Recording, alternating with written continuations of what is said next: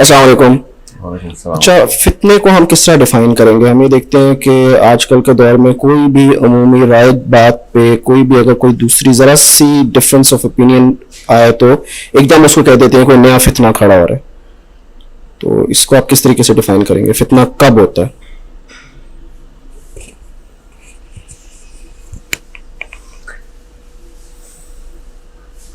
اتنا اصل میں نا ایک ایسی بے بسی یا لاچاری کو کی اسٹیٹ کو کہتے ہیں کہ جب انسان اس قابل نہ رہے کہ سوائے غلطی کے یا کم غلطی کے دو چوائسیز ہم، بہت بڑی غلطی کرنی ہو یا چھوٹی غلطی کرنی ہو، وہ بڑا گناہ کرنا پڑے اپنی جان بچانے کے لیے یا ایمان بچانے کے لیے، یا چھوٹا گناہ کرنا، ثواب کی کوئی وہی نہ ہو، آپشن ہی نہ ہو آپ کے پاس، اس کو فتنہ کہتے ہیں اس اسٹیٹ کو، کہ کوئی نہ کوئی نقصان، بڑا نقصان یا چھوٹے نقصان کے بیچ میں سے آپشن مل رہی ہے آپ کو۔ بس یہ ہے آپ کا بیسک فتنے کا جو ہے نا، آپ نے کیسے دیکھنا ہے اس کو۔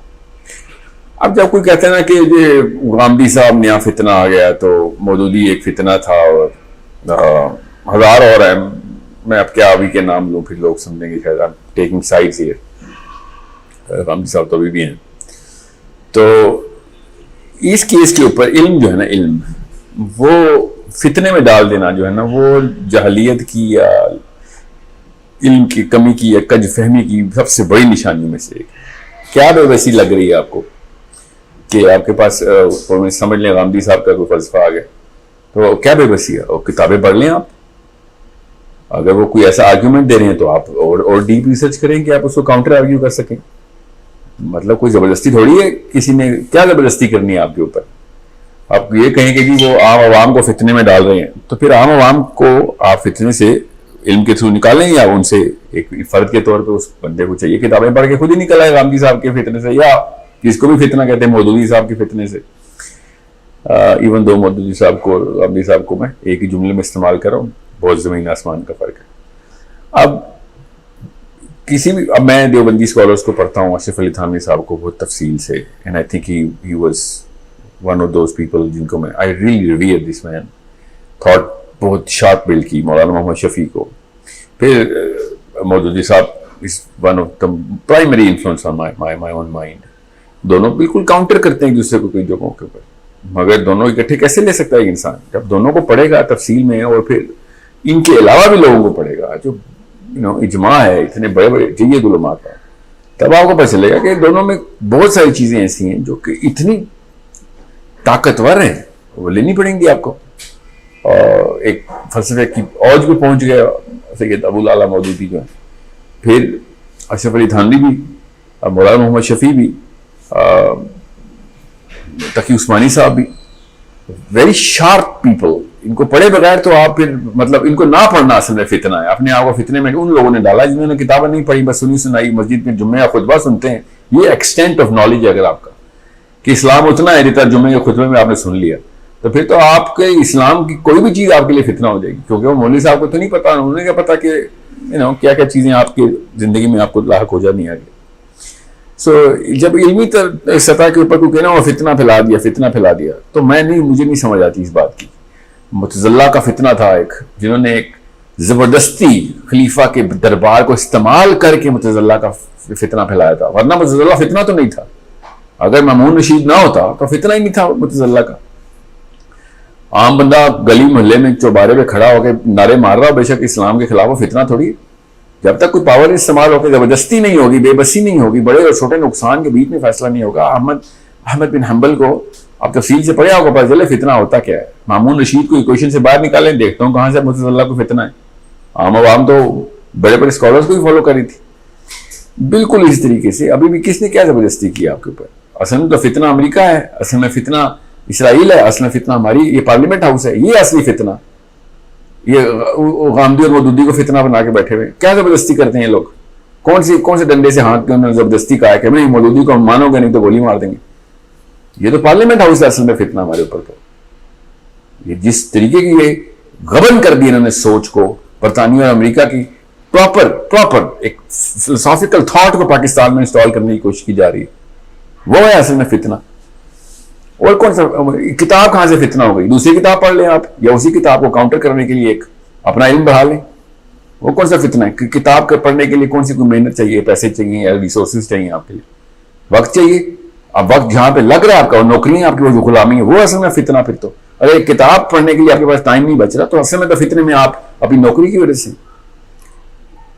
میں نے کبھی بھی اور ظاہر ہے میں نے میرے اوپر ظاہر ہے ہر بندے پہ الزام لگتے ہیں کہ جو ایسی بات کرتا ہے کہ جی جو لوگوں نے اپنے اپنے جمعے کے خطبے میں نہیں سنی ہوتی. جس بندے نے بھی قرآن پاک کا مطالعہ کیا ہوا ہے اور اسکالرز کو پڑھا ہوا ہے، وہ میری کسی بھی ویڈیو کو دیکھ کے یہ نہیں کہتا کہ ہاں کوئی نئی بات کر رہا ہے، کیونکہ ان کو پتا علی بن ابی طالب سے کام میں بات نہیں کرتا، عمر بن خطاب سے کام میں کوٹیشن نہیں بولتا، میں کوئی نئی بات تو کر نہیں رہا. جب علماء کرام سورہ کہف لے لیں فار ایگزامپل، سورہ کہف کی میں نے تشریح کی یا نوح کا بیان کیا. اب جس نے بھی ابن کثیر پڑھی ہوئی ہے اس کو پتا ہے کہ میں ابن کثیر ڈائریکٹ کوٹ کر رہا ہوں، میں نے اپنی رائے تو کہیں پہ بنائی ہے بتائی نہیں. اور اگر فار ایگزامپل میں نے اپنی رائے بنائی بھی ہوتی کہیں بھی جگہوں پہ، میں استدلال ابن کثیر کر کے اس کی سائنٹیفک انٹرپریٹیشن کر رہا ہوں تو میں اپنی رائے بتا رہا ہوں. میں نے کہا کہ نہیں یہ دیکھو اب ہمیں قطعیت سے علم حاصل ہو گیا بالکل، یا ایسے ہی ہے، اس کے علاوہ کچھ نہیں ماننا. میں ہمیشہ اس چیز کو کاؤنٹر کرتا ہوں.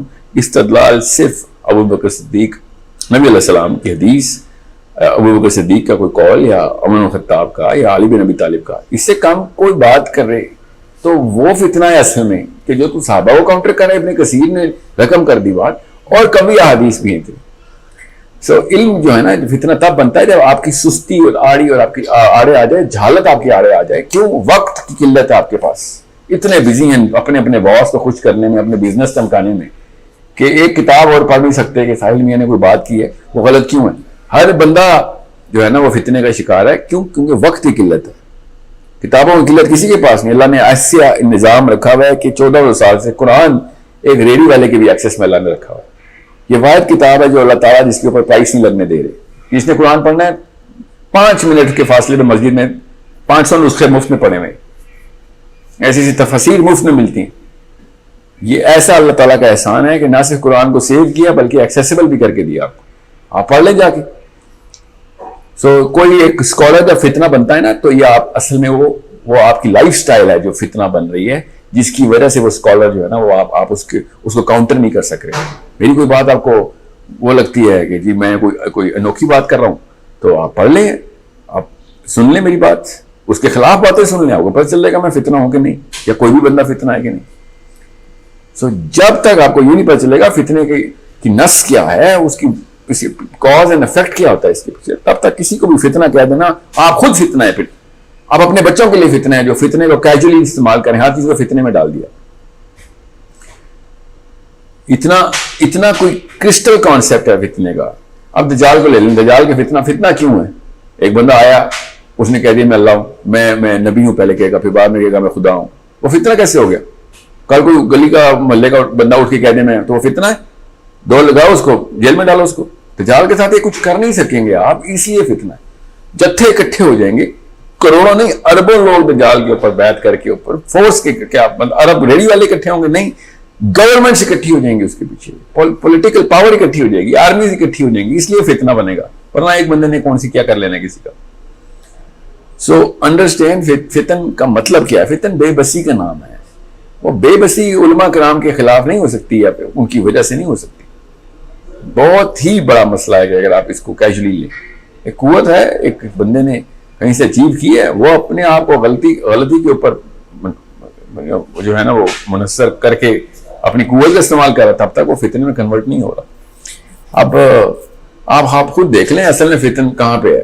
فتن ہمارے گھروں میں ہے. اصل میں فتن اس مروجہ معاملات کے اندر ہے کہ جو خود اپنے اوپر خود لاگو کیے ہوئے ہیں. آپ نے ایسے کیے ہوئے ہیں کہ مطلب خود بتائیں آپ، ایک میری ویڈیو چلے ادھر اور وہ لوگوں کو لگے کہ نئی بات کر رہا ہے، مجھے تو وہ بندے فتنہ لگتے ہیں. وہ ہے اصل میں فتنہ کہ جو جتھوں میں ہے اس وقت، کروڑوں نہیں اربوں میں ہیں کہ جنہوں نے تہیہ کیا کہ قرآن نہیں کھولیں گے ہم جب تک بیٹی کی شادی نہیں ہوگی، قرآن ہاتھ میں بھی نہیں پکڑیں گے ہم، کیونکہ وہ اس کے سر پہ رکھنا ہوتا ہے. یہ جب اتنا بڑا جتھا اور اتنی بڑی فورس کریٹ ہوگی تو ایک ریلا بنتا ہے. وہ ہے فتنہ. انفرادی طور پہ کوئی بندے کی کیا اوقات کہ وہ فتنہ بنے. تو بہت دھیان میں رکھیں اس بات کو. جب تک آپ کو خود نہیں پتا کہ کہاں پہ اس لفظ کا استعمال کرنا ہے تو آپ خود ایک فتن کے کریٹر ہیں. Nothing else. اپنے بچوں کے لیے فتنے, کیونکہ باپ تو بچے کے لیے فورس ہوتا ہے. پھر بچہ آ رہا ہے اسی روٹین میں اپنی دکان پہ بیٹھنے کے لیے غلہ سنبھالنے کے لیے بڑا ہو رہا ہے, تو اس نے تو یہ سمجھنا جو باپ نے بتایا وہی دین ہے. تو پھر باپ فتن ہوا نا بچے کے لیے, ماں فتن ہوئی جو ڈراتی پھرتی ہے بچے کو. سوچیں تو صحیح کس بنا کے اوپر آپ کو یہ لگ رہا ہے کہ کوئی بھی ایک بندہ اپنی کتاب لکھتا ہے تو فتنہ بن جاتا ہے, یا کوئی ویڈیو ریلیز کرتا ہے فتنہ بن جاتا ہے. ایسے ہی اپنے آپ کو دلاسے دے رہے ہیں بیٹھ کے, تاکہ جو سنی سنائی بات ہے کر دی. میرے مولوی صاحب نے کوئی اور بات کی تھی, ساحل میاں نے کوئی اور بات کی, ساحل میاں فتنہ. آپ کو یہ کہاں سے یقین آیا کہ کوئی آپ کا مولوی درست ہے یا میں درست ہوں؟ کیسے پتہ چلا؟ کون سی کتاب پڑھی آپ نے جو میرا خطبہ سن کے آپ فتن کا لفظ استعمال کرنا شروع کر دیے؟ جہالت کی اتنی گہرائیوں میں ہم اس وقت, جب تک کوئی ریسرچ نہیں کی جاتی, اور وہ بھی اس طرح کی ریسرچ کہ جس کے اوپر صحابہ یا تابعین سے ڈائریکٹ استدلال نہیں ہو رہا, پروفیٹ صلی اللہ علیہ وسلم کی حدیث استنباط کے پلر کھڑے ہوئے, اس کے اوپر جا کے صحابہ بھی ہم فرسٹ پرائرٹی نہیں لیتے, نبی علیہ السلام سے فرسٹ پرائرٹی لیتے ہیں. تب تک ویڈیو کے اوپر کانٹینٹ نہیں بنتا, 2 مہینے لگ گئے تھے ریسرچ میں. آپ نے پڑھا نہیں, وہ فتنہ ہے ساحل صاحب, فتنہ ہے جی, وہ نئی بات کرتے ہیں. نئی بات آپ کے لیے تو ہوگی, آپ کو تو میں 2+2 بھی بولوں گا تو نئی بات ہوگی. آپ نے میں ایسی کتاب ہی نہیں کھولی ہوئی. سوچیں تو صحیح, فتنہ تو آپ لوگ ہیں کہ جو بیٹھے ہوئے اس وقت کہ نہیں میں نے نہیں کھولنا کوئی بات. قرآن پاک کی صورتیں چیخ کے بتا رہی ہیں, آیتیں چیخ کے بتا رہی ہیں. ساحل میاں نے پورٹلز کا کانسیپٹ دے دیا. سورہ معارج کا کیا مطلب سنیا آپ نے؟ معارج کسے کہتے ہیں؟ کس چیز کی جمع ہے؟ پورٹلز نہیں ہے, سورت کا نام پورٹلز نہیں ہے. اللہ تعالیٰ نے نہیں بتایا کہ پورٹلز ہیں, کہاں سے راستے ہیں, ٹائم بھی بتا دیا کتنے دیر میں اس راستے سے پہنچتا ہے فرشتہ نیچے. یہ کوئی نیا لفظ ہے؟ قرآن پڑھا ہی نہیں, بس فتنہ ہو گیا, پورٹلز بول دیا. دجال صحابہ سے مل کے آیا, ابھی تو دجال نے پیدا بھی نہیں ہوا ابھی, وہ کیسے مل کے آ گیا؟ اور نئی بات کر دی ساحل صاحب نے, حدیثیں ہی نہیں پڑھی ہوئی آپ نے. تو فتنہ وہ بندہ ہے, وہ گروہ بن گیا اس وقت, جہالت کا وہ گروہ, وہ اصل میں فتنہ ہے. باقی وہ کن کے لیے فتنہ ہے؟ میرے لیے فتنہ نہیں, ان بچوں کے لیے فتنہ ہے جو ان کے گھروں میں پڑھ رہے ہیں اس وقت, کیونکہ وہ سمجھتے ہیں ابا جی جو ہے نا کل علم ہے. ہر انسان کا سمجھتا ہے اپنا باپ میرا کل علم ہے. تو یہ فتن کیا ہے سمجھیں اس کو, ایسے نہیں کیجولی ہر ایک پہ گولی چلانی شروع کر دیں کہ کون فتنہ ہے.